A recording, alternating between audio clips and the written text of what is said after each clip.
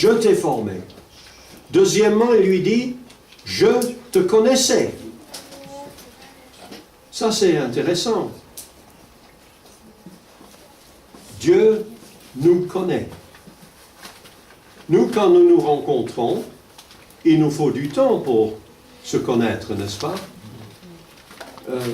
Parfois très longtemps.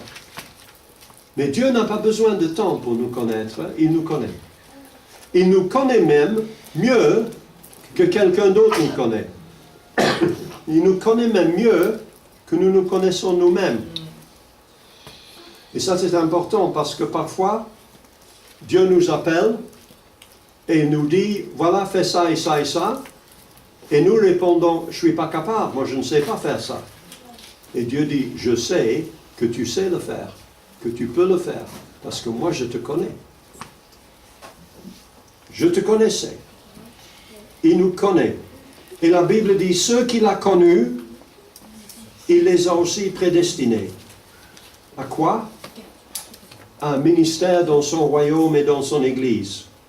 Dieu a établi dans l'Église premièrement des apôtres, secondement des prophètes, troisièmement des docteurs, ensuite ceux qui ont le don des miracles, puis ceux qui ont les dons de guérir, de secourir, de gouverner, de parler diverses langues. Il a donné les uns comme apôtres, les autres comme prophètes, les autres comme évangélistes, les autres comme pasteurs et docteurs. Mais tous sont-ils apôtres? Tous sont-ils prophètes? Tous sont-ils docteurs? Tous ont-ils le don des miracles? Tous ont-ils le don de guérison? Tous parlent-ils en langue? Non. Dieu n'appelle pas, ne prédestine pas tout le monde au même ministère. Heureusement, si Dieu appelait nous tous ici ce matin, tous à être pasteurs, vous aurez 30 pasteurs dans l'église, mais personne pour nettoyer la salle. Non, Dieu appelle en fonction des besoins et en fonction des circonstances. Mais un seul et même esprit opère toutes ces choses, les distribuant à chacun en particulier comme il veut.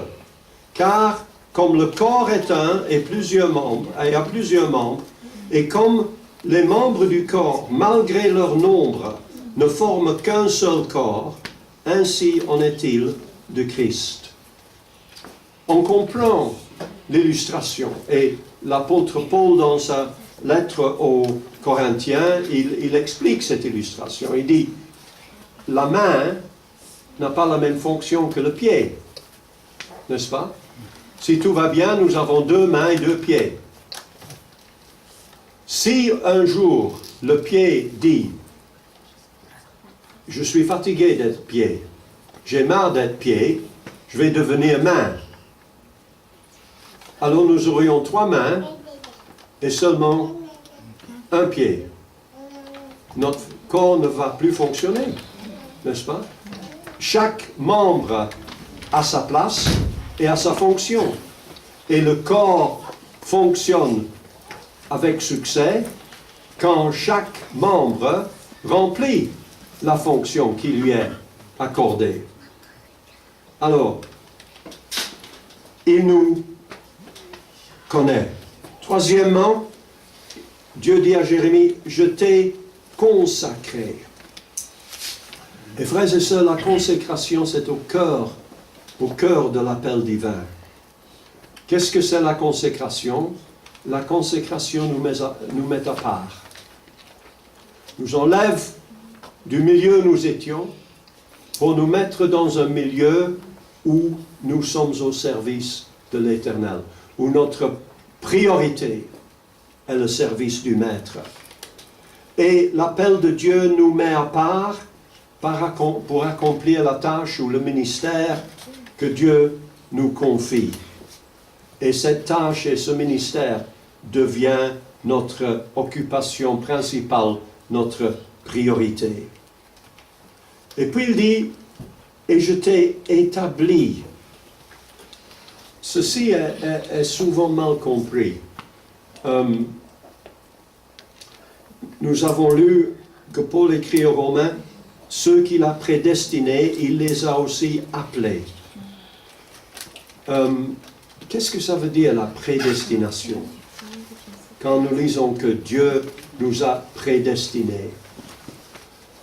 Certains traduisent cela en disant « En somme alors, nous n'avons pas de choix.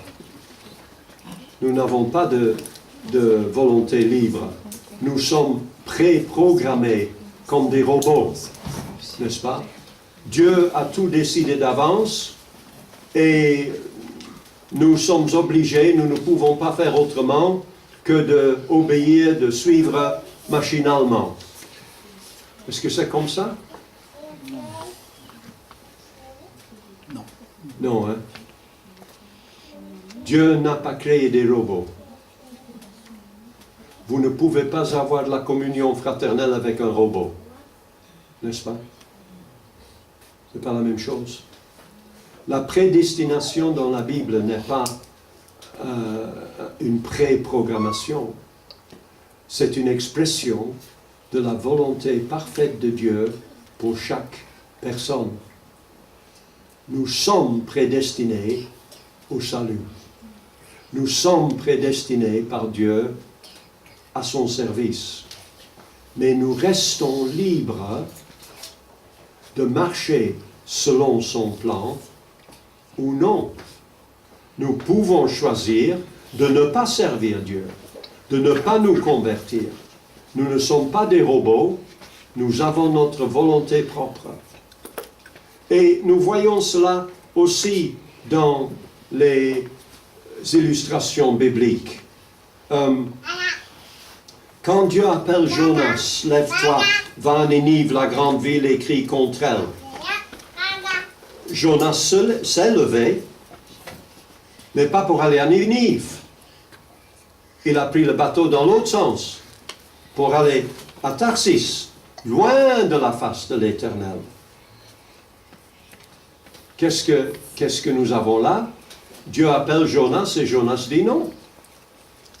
Je ne veux pas aller à Ninive, j'y vais pas. Je fais pas ce que tu m'as dit de faire. Et il est intéressant de voir comment est-ce que Dieu réagit. Ah, j'ai dû me tromper. C'est pas Jonas que j'aurais dû appeler pour devenir prophète à Ninive. Je dois chercher un autre. Non. Dieu ne se repent pas de son appel. Et même quand son prophète refuse, il va le suivre. J'ai lu dernièrement une petite histoire qui m'a fait rigoler concernant l'histoire de Jonas, un petit garçon à l'école de dimanche, le dimanche matin dans son église. Et après le culte, il rentre à la maison, main en main, avec sa maman. Et sa maman lui demande, ah, l'école de dimanche ce matin, c'était bien? Ah oui, maman. Et qu'est-ce que la monitrice a dit? Oh, qu'il dit, le petit garçon, elle a raconté une histoire un peu rigolo. Ah, quelle histoire? Eh bien, il s'agit d'un prédicateur qui a désobéi à Dieu et qui a pris un bateau. Mais le bateau s'est trouvé dans une tempête et le prédicateur est tombé par-dessus bord. Mais ce n'était pas grave parce que Dieu avait préparé un sous-marin pour le sauver. La maman regarde son petit garçon et elle lui dit, « Garçon, je ne te crois pas. Es-tu sûr que la monitrice de l'école de dimanche a dit exactement ça? Parce que je ne te crois pas. » Eh bien, dit le petit garçon, « Tu as raison, maman, c'est pas exactement comme ça qu'elle a raconté l'histoire, mais si je te disais exactement ce qu'elle a dit, tu me croirais encore moins. » C'est une histoire incroyable, n'est-ce pas? Mais c'est une histoire vraie qui nous montre que Dieu ne se repent pas de son appel. Il ne se trompe pas. Et quand Jonas dit non, il s'en va loin de la face de l'Éternel. Mais ce qu'il ne sait pas, c'est qu'il n'est pas seul dans le bateau. Le Seigneur est allé avec lui. N'est-ce pas? Et quand on le jette par-dessus bord, le Seigneur appelle le grand poisson. Et quand Jonas retourne à la plage en Israël d'où il est parti, la voix de l'Éternel revient, exactement des mêmes paroles, lève-toi, va à Ninive. Il le fait, résultat, grand réveil, 120 000 personnes converties. Il est difficile de quitter Dieu, parce que Dieu nous poursuit. Je t'ai établi, dit l'Éternel. Et puis, je t'enverrai.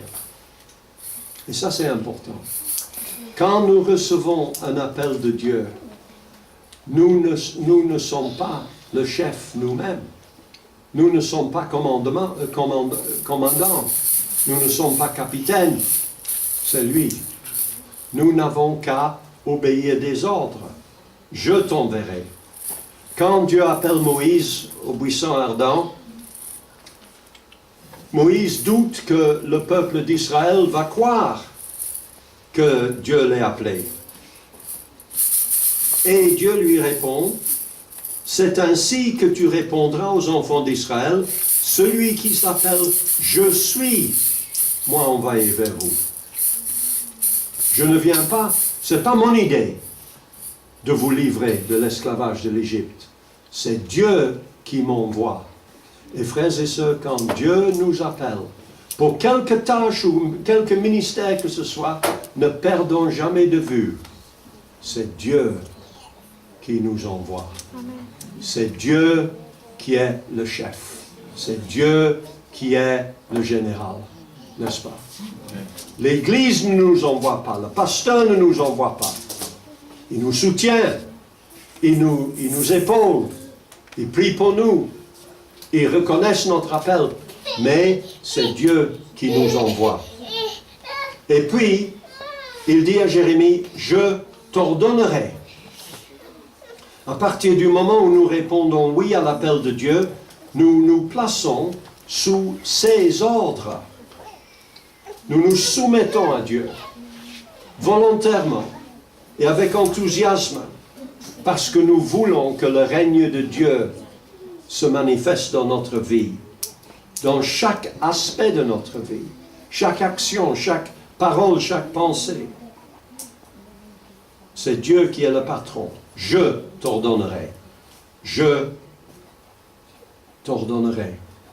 Il promet tes oreilles, entendront derrière toi la voix qui dira, voici le chemin, marchez-y, car vous iriez à droite ou vous iriez à gauche. J'ai dans ma voiture un GPS. Vous avez ça aussi? Vous aimez? Oui. Je dois avouer que c'est utile. Mais le mien, je ne l'aime pas. Comme je viens du nord de la Belgique, la dame qui me parle, c'est une Hollandaise. Et elle a toujours l'air d'être fâchée avec moi. Tourne à gauche, tourne à droite, fais demi-tour. Nous les hommes, nous n'aimons déjà pas recevoir des ordres d'une femme, mais d'une femme hollandaise qui est fâchée. Et selon les instructions, on peut choisir sa voix. Donc, j'ai essayé de le changer, d'avoir un gentil monsieur, mais je n'ai pas réussi. Mais qu'est-ce que ce verset nous promet? Ce n'est pas l'homme qui a découvert le GPS. Dieu, il a eu le GPS déjà au temps de l'Ancien Testament. Amen. Comment pensez-vous que Moïse a trouvé son chemin dans le désert? GPS du ciel, n'est-ce pas? Amen. Tes oreilles entendront derrière toi la voix qui dira, voici le chemin, marchez-y. Voilà le Dieu qui est notre Dieu éternellement et à jamais. Il sera notre guide jusqu'à la mort. Amen. Et ça, c'est formidable. La dame hollandaise dans la boîte dans ma voiture, elle se trompe parfois. Dernièrement, vous êtes arrivé à destination. Et je n'étais pas du tout arrivé à destination. Elle s'était trompée. Mais Dieu ne se trompe jamais.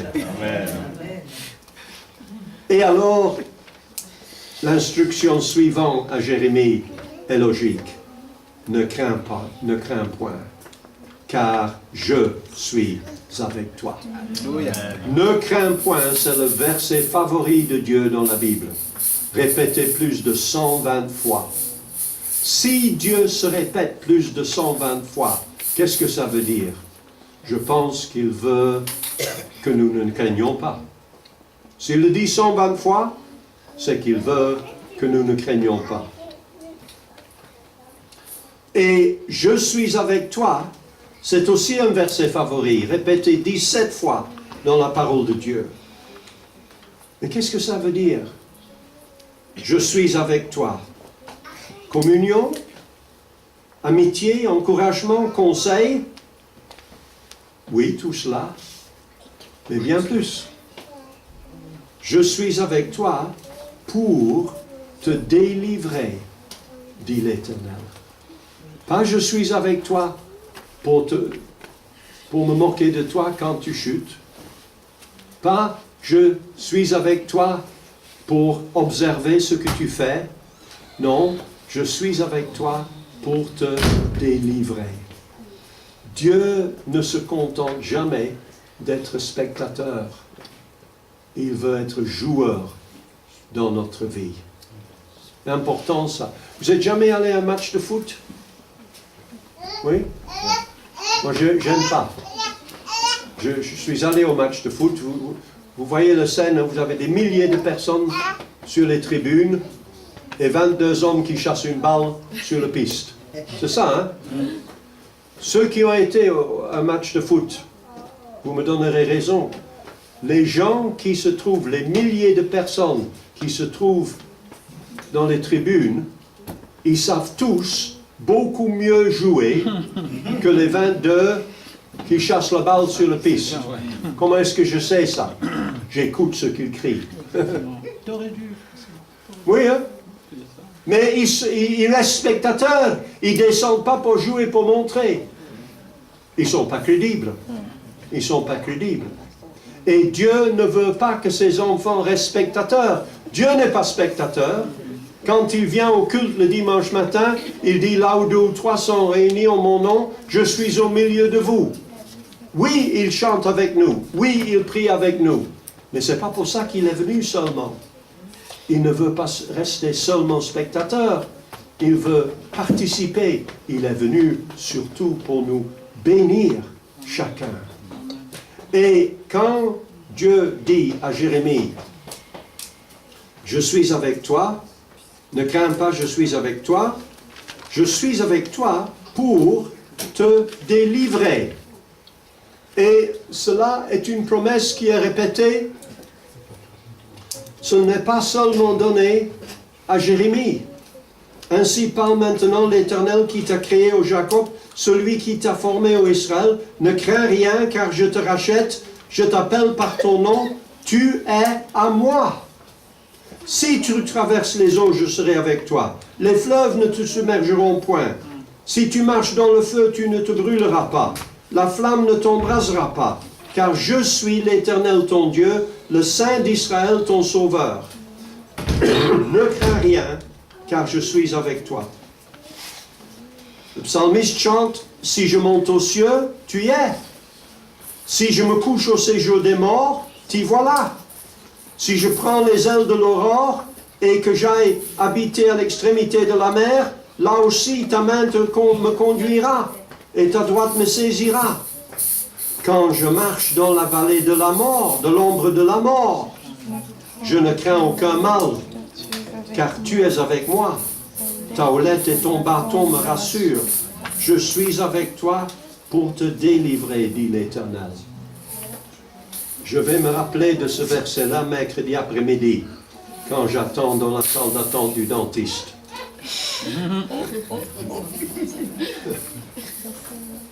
J'ai une jeune dame, la dentiste, elle est très gentille, elle est très jolie. Mais elle trouve toujours quelque chose qui doit être réparé. Elle me fait toujours mal.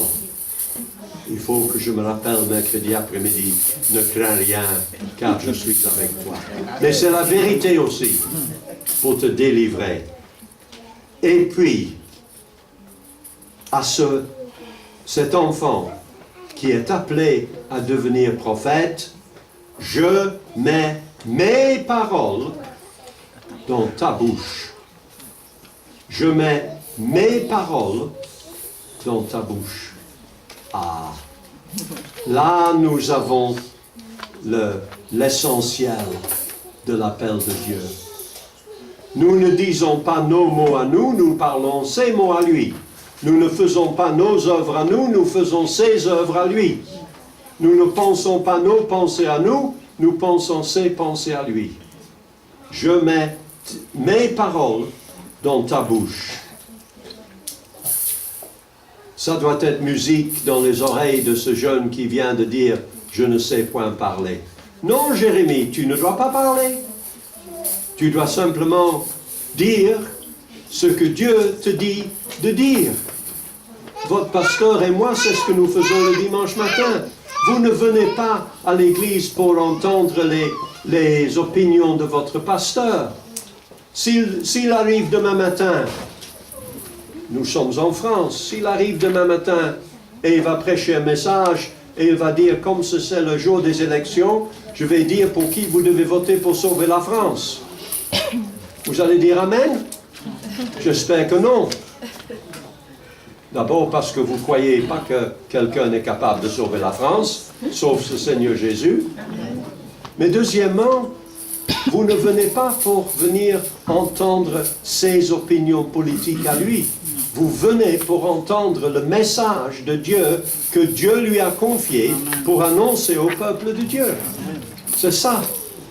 Jérémie, tu ne dois pas t'en faire parce que tu ne sais pas parler. Bien sûr que tu ne sais pas parler. Tu n'es encore que jeune et tu n'as encore aucune expérience. Mais Dieu mettra ses paroles dans ta bouche. Pierre, tu ne dois pas avoir peur de quitter la barque. Quand tu quittes la barque, comme tu le fais par la foi, sur base de la parole de Dieu, tu marcheras sur l'eau. Hein? Ne vous inquiétez pas, ni de la manière dont vous parlerez, ni de ce que vous direz. Ce que vous aurez à dire vous sera donné à l'heure même, car ce n'est pas vous qui parlerez, c'est l'Esprit de votre Père qui parlera en vous. Et puis, je t'établis aujourd'hui sur des nations et sur des royaumes. Ce n'est pas nous qui appelons et ce n'est pas nous qui établissons. C'est le Seigneur. C'est bien de vouloir le servir, désirer un ministère. Cette parole est certaine, si quelqu'un aspire à la charge d'évêque, il désire une œuvre excellente. Aspirez aux dons les meilleurs. Mais même si nous désirons et que nous espérons, c'est Dieu qui donne. C'est Dieu qui appelle. Je t'établis. Et puis Dieu lui dit ceci. Je t'établis aujourd'hui. Le diable n'aime pas aujourd'hui, il préfère demain. Mes frères et sœurs, nous ne devons jamais remettre à demain ce que Dieu nous appelle à faire aujourd'hui. Parce que Dieu est le Dieu du aujourd'hui, n'est-ce pas? Amen. Et le diable sait que ce que nous remettons à demain, demain, nous allons le remettre au jour suivant. Et le jour suivant, nous allons le remettre au jour suivant. Dans la Belgique, nous avons deux peuples. Nous avons les Flamands et nous avons les Wallons. Une expression favorite des Wallons, c'est « si ce n'est pas pour aujourd'hui, c'est pour demain ». Un frère dans notre église, un de nos anciens, sa voiture est tombée en panne en Wallonie. Il avait besoin de sa voiture, c'était un dimanche. Il avait besoin de sa voiture pour son travail. Alors il demande au garagiste wallon, quand est-ce que vous pourrez réparer ma voiture? Oh, si ce n'est pas aujourd'hui, ce sera pour demain. Il n'a pas été tellement content de cette réponse. Et Dieu n'est pas content de cette réponse non plus. Le diable est le maître de la procrastination. Dieu est le Dieu de l'aujourd'hui. C'est pourquoi, selon ce que dit le Saint-Esprit, aujourd'hui, si vous entendez sa voix, n'endurcissez pas vos cœurs. Je t'établis aujourd'hui sur les nations et les royaumes.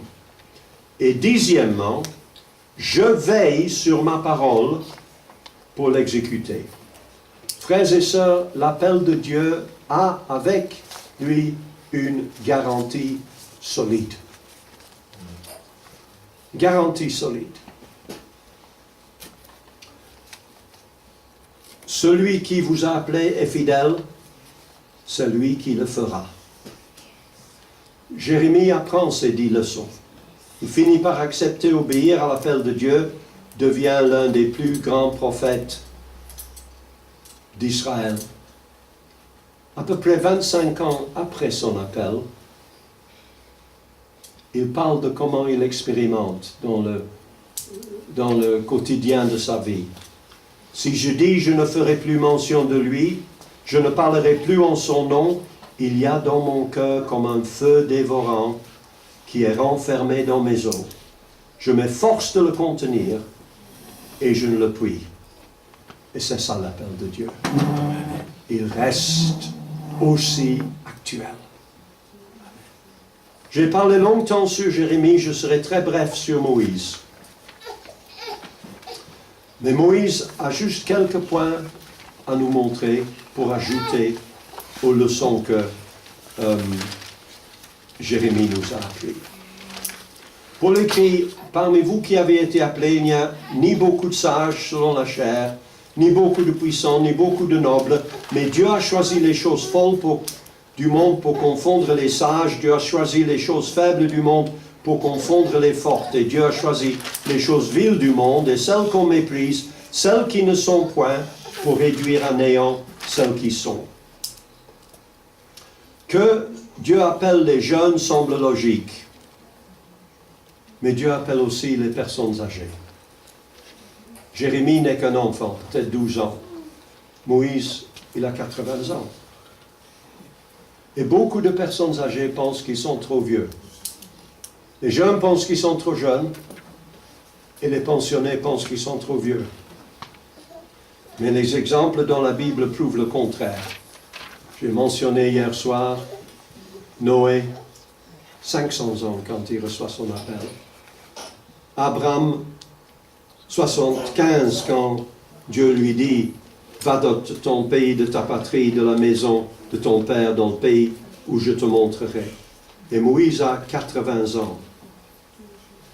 Quand nous regardons la vie de Moïse, nous comprenons que Dieu a préparé son appel dès sa naissance. L'appel ne vient pas toujours quand nous sommes jeunes, mais l'appel divin est toujours décrété dès la fondation du monde. Et sa préparation commence dès notre naissance. Moïse est né dans une famille juive, religieuse, croyante, élevée par ses parents croyants pendant quelques années, puis par la fille adoptive, il devient fils adoptif de la fille du pharaon.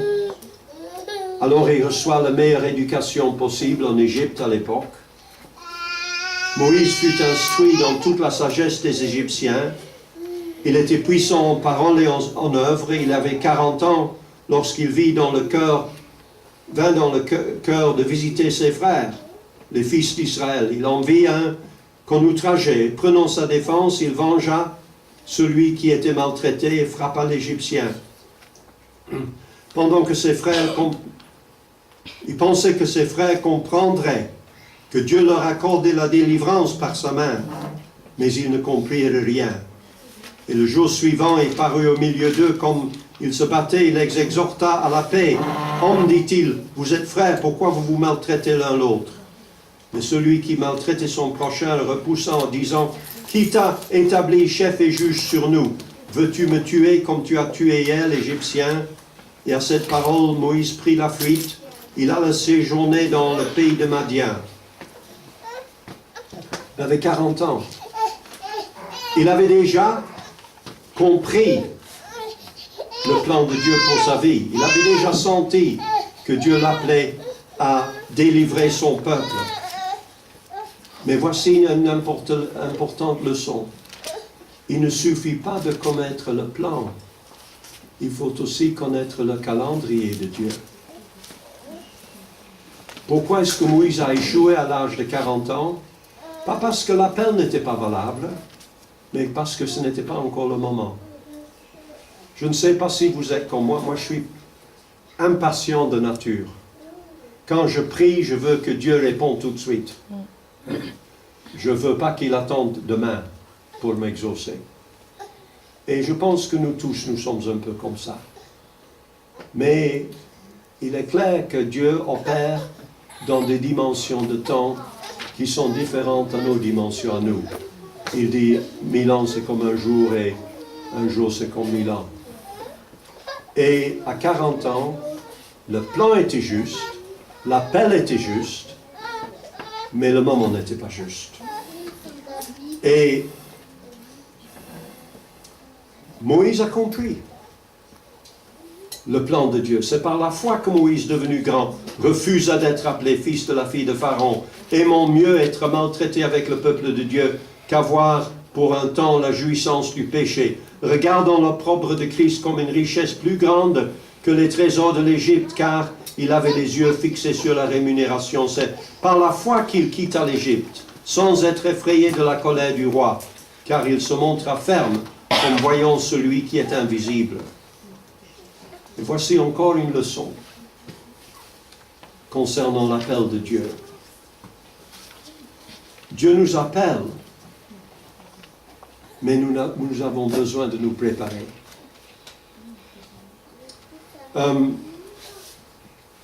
Les préparatifs de Dieu prennent souvent pour nous trop longtemps. On voudrait que Dieu agisse plus vite. Et Moïse passe 40 ans comme berger dans le désert, chez son beau-père Jéthro. Et nous l'ayons vu partir chez Jéthro, on aurait peut-être pu réagir. Moïse, c'est pas ça le plan de Dieu, tu dois délivrer Israël, tu dois aller à Pharaon, etc. Mais non, il doit attendre encore 40 ans avant d'y aller. Jusqu'à ce qu'il ait l'âge de 80 ans, où tout le monde dirait, maintenant il est trop vieux pour cela. Mais pendant 40 longues années, Moïse faisait paître le troupeau de Jéthro, son beau-père, sacrificateur de Madian, mena le troupeau derrière le désert et vint à la montagne de Dieu, à Horeb. Et maintenant, l'ange de l'Éternel lui apparut dans une flamme de feu. Et au milieu d'un buisson. Moïse regarda, voici le buisson était tout en feu, le buisson ne se consumait point. Moïse dit, je vais me détourner pour voir quelle est cette grande vision et pourquoi le buisson ne se consume point. Et l'Éternel vit qu'il se détournait pour voir. Et Dieu l'appela du milieu du buisson et dit, Moïse, Moïse. Il répondit, me voici.